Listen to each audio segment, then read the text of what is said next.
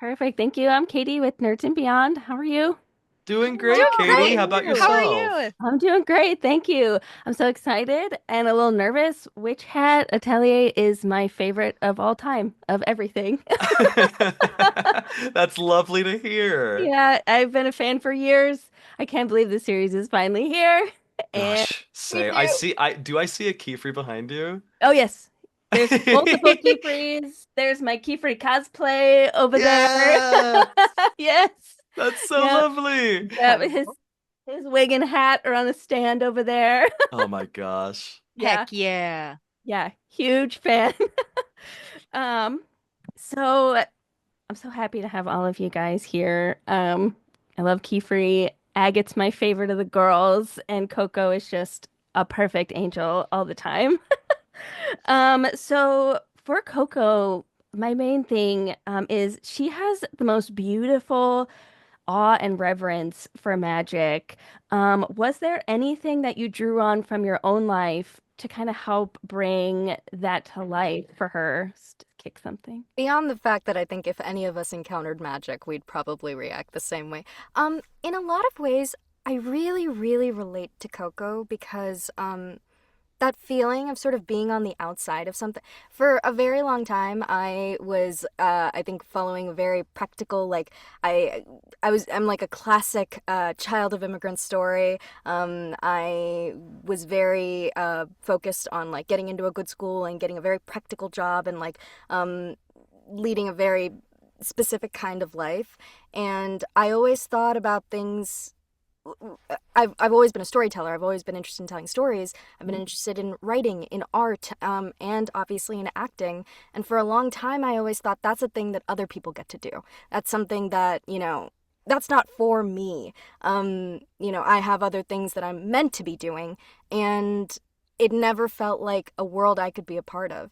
And so, in that way, watching Coco have that kind of experience of living on the outside and watching the thing you want happening in front of you, but you can't do it. I really, really relate to that. And it's just, yeah, playing her has been so, so special. And her excitement and energy about being able to, finally do magic and like learn about being a witch. Like, that's, yeah, I don't even have the words for it. That made me kind of emotional just now. You make Oh that me start no. to cry. Like it's amazing to hear you say that too because you're my favorite actors. Oh my Like god. Okay, my okay. Oh. favorite We don't actors have in the time. I business. don't No, we're want to gonna cry. waste your We're gonna interview cry. time with how much we have to We're Oh, gonna gush at each cry. other. We're gonna cry. oh No, we my But can't. but Not yeah. so soon. But yes, for all those reasons, Coco is very, very special to me, and yeah. Yeah. Oh, I love her. I love you. Um, for Agate, she's the most kind of withdrawn of the apprentices. So, what do you think it is about Kefrey that drew her to him as her teacher and her confidant? Ooh, I'll that's leave a, that up to you first. yeah, that's a really good question, and it's one that I don't know if I answer to yet. I'm sure because I'm not a manga reader. Mhm. I knew very, very little about Witch Hat Atelier before starting to work on it, and so I'm discovering a lot about her Mhm. as the anime audiences. Uh, Which is so And there exciting, by the it's way. so it's so exciting. cool. And like there's a lot of her that reminds me a lot of me. When I was not quite her age, maybe a little bit older when I started to like pursue my art and my craft, such as it is, and um, I am really interested to find out the more of the details on how Mhm. she came to be exactly where she is. Yeah. Without getting into the actual details, as we haven't seen anything like that in the Yeah. anime yet, things that we have seen in the anime so Mhm. far is Kiefer's versatility in how he interacts with each of the kids, Yes. where he doesn't teach all of them the same way. He Hmm. looks at Coco's reverence for magic and Hmm. treats it with the respect it deserves and is excited alongside her, looks at Tetia's want to create her own magic and allows her to do so. We have her in the entire scene where she makes this cloud So lovely and sweet. Richeh in her individuality, her Mhm. wanting to be Richeh and just be Richeh, Yep. which we have not gotten to very much yet. Not yet, Uh, no. very excited to. Yes. But in Agott, we have a few scenes where it's like Qifrey's obvious worry for her wanting Mhm. to push herself too hard too quickly, and her wanting to tag along on the river expedition with Custas, and her seeming to want to just push herself as hard as she can Mhm. to just prove herself as much as possible, but Qifrey being like, well, she's tried, so she might deserve to have this shot at this upcoming trial. So yeah, There's I think the different approaches are a Mhm. really fun way that he has been sort of a good mesh with Agott as a teacher. because Yes. there is definitely like he does want to bolster the girls Yep. and encourage them to improve. This one needs a little bit of reining in Yes. Hmm. at times. Yes. Um, so thanks, Dad. Exactly. You're welcome. Thanks, Daddy. So for Kiefer, there's certainly a couple different sides to him. Hmm. One's a little bit more troublesome than the other Ooh, one. ooh. What do you mean? Um, You be and talking about? so, is it more fun or more difficult to portray one of all of his different, hexagonal sides, we'll say?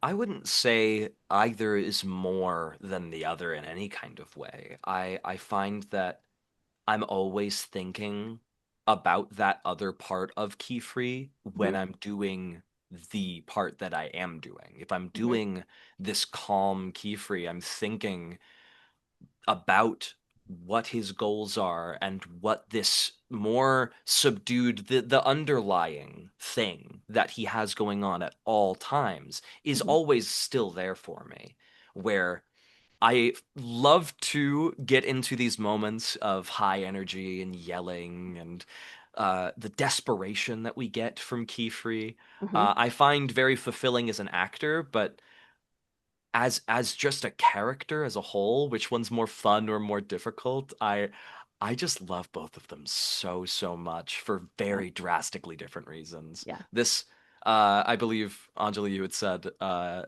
while back that the scarier part to you of Keyfree is when he does turn around and is immediately this chipper sort of calm attitude, especially after a big moment like that, like something in Mhm. episode 8 where he switches in mere seconds to from screaming to Coco.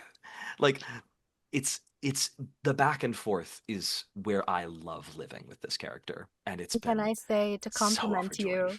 I think my favorite moments, well, I mean, I think the big moments are the most eye-catching, and I think, audiences also tend to get really excited by them. But I think the really subtle, quiet moments, because so often Kiefer's wearing a mask, whether it's in front of the girls or whether it's a show of power almost to get what he wants.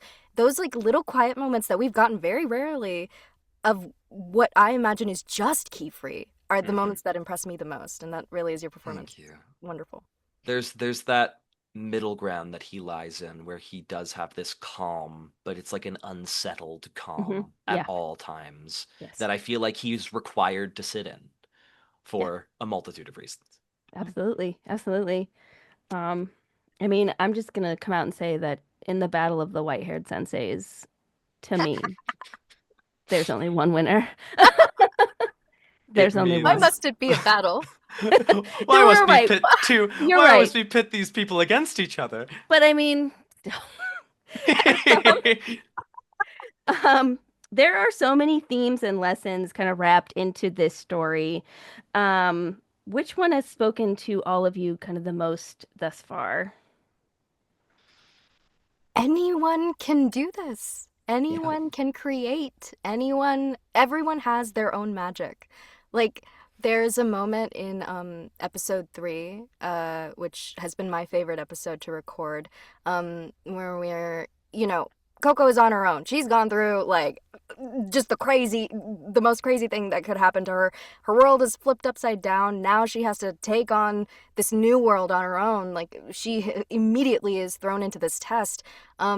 But it's that moment of when she realizes this foreign concept that she's admired from afar for so long, magic, is something that she can truly make her own. She can do something that she's done a million times. She has that moment of like, putting together she has her little rock, and she has the spilled ink that she's now soaking the cloth in, and she feels her mother's presence behind her, guiding her hand as she does something that she's done a million times.